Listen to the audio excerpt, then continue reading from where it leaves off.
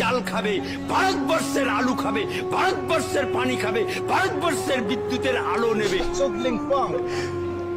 আর আমরা এটা মেনে নেবো নাকি? ওরা তো ভিখারি, এখান থেকে কিছু না গেলে খেতে পারে না, আর আমাদের গালি দেয়। ভারত ছাড়া বাংলাদেশের কোনো অস্তিত্ব নেই। অস্তিত্ব আছে কি? বাংলাদেশের পর্যটকরা তো নেই, এখন কেমন চলছে? এই ব্যবসা থাকবে না, অন্য ব্যবসা হবে, তখন অন্য লাইনে যেতে হবে আমাদের। ভারতের টিভি চ্যানেলগুলো প্রমাণ দিয়ে দিয়েছে যে গোবর খেলে কি হয়।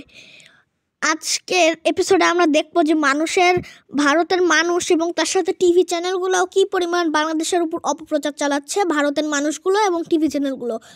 আজকের ভিডিওতে আমরা সেটাই দেখব। ভারতের এই কঠিন হিন্দুত্ববাদের কারণে তাদের সব দেশের সাথে তারা সম্পর্ক ভিন্ন করছে এবং তারা এখন একলা দেশ হয়ে গিয়েছে। তো চলুন সার্কাস থেকে ঘুরে আসা যাক।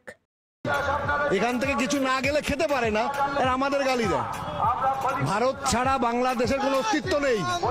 অস্তিত্ব আছে কি?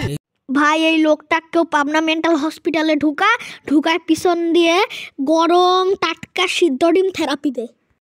ওদের উচিত শিক্ষা দেওয়া দরকার। প্রয়োজন ওদেরকে ধরে ধরে আমি তো বলবো আমাদের একটা সার্জিক্যাল স্ট্রাইক ইমিডিয়েটলি করা দরকার। ইমিডিয়েটলি পাকিস্তানেও তো সার্জিক্যাল স্ট্রাইক হয়েছে, আর same condition to Bangladesh. Same না করলে ওদের ধরে ধরে যেগুলো বেয়াদবি করছে, যাদের হিসাব নেই, যাদের জন্মের ঠিক নেই, ওদেরকে এই প্রচেষ্টা করতে হবে। সেই বার্তা।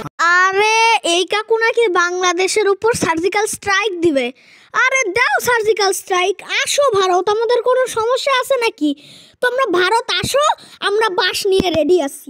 এবার চলে এসেছে ময়ূক রঞ্জন বাদর। সেও ডেট এক্সপায়ার পাতা খেয়ে বলছে, আমার নাম তোমার নাম, সিলেট, রংপুর, চট্টগ্রাম। যখন হিন্দুরা বিদ্রোহ শুরু করেছে, কেন স্লোগান উঠবে না? আমার পরে সমস্বরে বলুন, তোমার নাম, আমার নাম, সিলেট, রংপুর, চট্টগ্রাম। এই লোকের এমন অ্যাক্টিং যে মনে হয় এর চাল ডাল, ভারতের চাল ডাল না খেতে পেলে মনে হয় আমরা মরেই যাব। ভারতবর্ষের বিদ্যুতের আলো নেবে। আর আমরা এটা মেনে নেবো নাকি? হ্যাঁ, আমরা এটা মেনে নেবো? আমরা কি সব ধ্বজভঙ্গ আছি নাকি?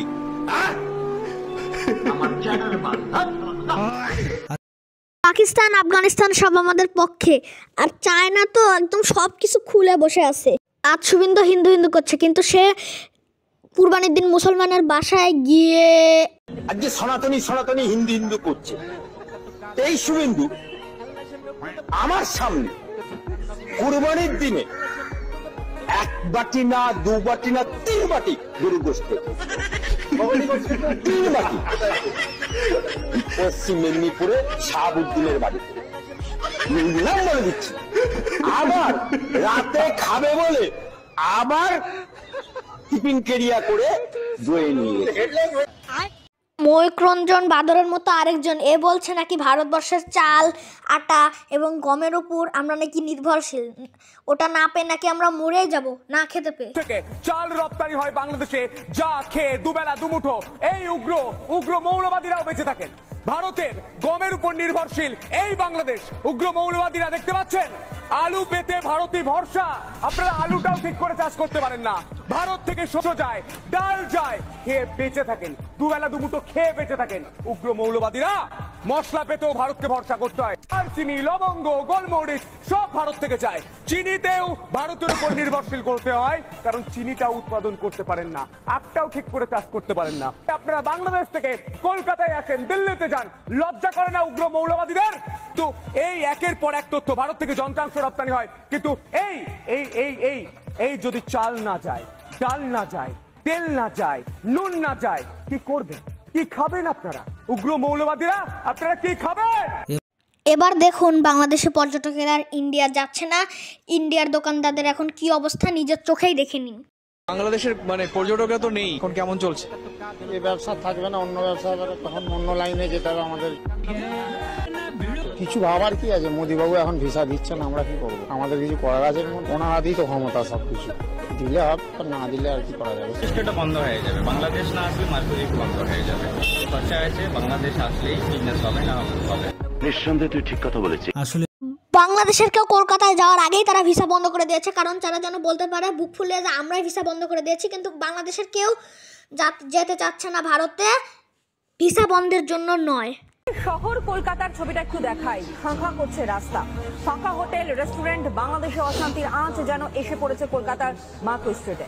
টানা অশান্তির ফলে বাংলাদেশ থেকে আর কলকাতায় আসতে পারছেন না পর্যটকরা, ফলে মার খাচ্ছে। আর সেই আগুনে ক্ষতিগ্রস্ত হচ্ছে এপার বাংলার ব্যবসা বাণিজ্যের একাংশ। দেখুন ভারতের টিভি চ্যানেলেও দেখাচ্ছে যে ভারতের এখন কি অবস্থা হয়েছে। বাংলার জেরে প্রভাব পড়েছে পরিবহন ব্যবসা, হোটেল ব্যবসা এবং রেস্টুরেন্ট ব্যবসায়, যার ফলে আগামী দিন আরো বড় ভয়ঙ্কর দিন আসতে চলেছে, অন্তত ব্যবসায়ীরা সেটা বলছেন। এই লোকটা ইন্ডিয়া টিভি চ্যানেলে দেখেছে যে বাংলাদেশে মন্দির ভেঙে দেওয়া হচ্ছে, তাই সে বাংলাদেশে এসে এমন কি দেখলো সেটা আপনি তার মুখ থেকে একটু আপনারা শুনে নিন। আমি খবর পাইছি যে এরকম ভাঙচুর হইতেছে, ইন্ডিয়া থেকে ফোন আইতেছে, প্লাস আমাদের সিএম এর পিও এরাও আমারে ফোন করতেছে। তো আমি এখানে আসিয়া দেখছি যে না, কোনো কিছু হই নাই। এই ভাইগুলা কিন্তু মন্দিরের অনেক যত্ন নিতেছে। তো আমাদের ভারত সরকারের কাছে এতটুকু অনুরোধ যে সেই ব্যাপার নিয়ে আগ বাড়তে লাগে না, এগুলা মিথ্যা কথা। আমি নিজেই আছি, আর আমার নাম হলো অজয় দাস। আমার সমষ্টি হলো বরসলা সমষ্টি, ঢেকিয়াজুলি থানা, হরিপুর ডিস্ট্রিক্ট। কিন্তু আমরা যখন দেখি আমাদের পবিত্র মন্দির ঢাকেশ্বরী মন্দিরের সামনে আমাদের মুসলমান ভাইয়েরা উপস্থিত, তখন আমার মনটা ভরে যায়। তখন ভাবি যে এই বাংলাদেশ আমার।